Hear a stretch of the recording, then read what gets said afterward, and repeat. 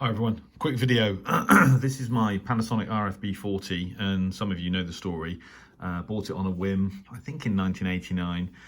Didn't really use it, obviously suffers from sort of lack of selectivity really, because it only tunes in 5 kilohertz tuning steps, and after 7 or 8 years of not using it, I gave it to my brother, who then lost it. Well, he had it for about 20 years, never used it, lost it in a house move and found it, and I got it back last year. Now, if those of you who watched my weekend update for the 33rd weekend since the initiation of lockdown in the UK, you'll have noted that I was planning to use this radio and compare its performance with the RF-B65, the RF-3100L, and possibly the Sangean 909X. So I put some batteries in it and unfortunately discovered that it had a problem. It had developed a problem. It switched on with audio on FM, no display, and then it went off again, and that was that. Couldn't get anything more out of it, and yeah, I thought it had developed a problem. So I took anyway, so I put it back in its case, in its pouch, and then I put the same batteries into the Sangean 909X, and that wouldn't boot up either. And then I started thinking, hang on a minute, I've got a problem. Opened up the back of the Sangean, and the batteries were very, very loose.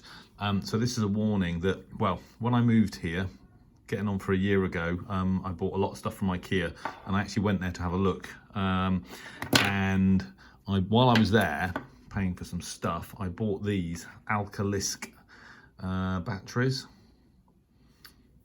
So here you go.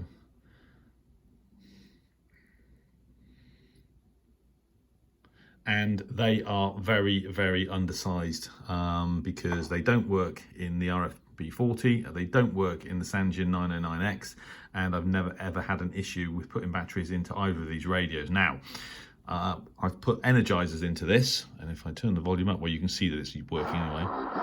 This is Radio New Zealand International.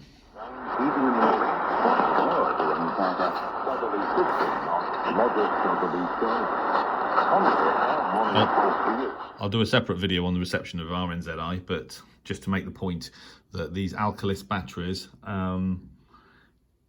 they're undersized. Now, I made them work in the Sangean by basically padding out the gap between the positive terminal on the battery and the contact inside the battery space with some tin foil, basically, baking foil, aluminium foil, and then they work. But who wants to be doing that? They are quite cheap.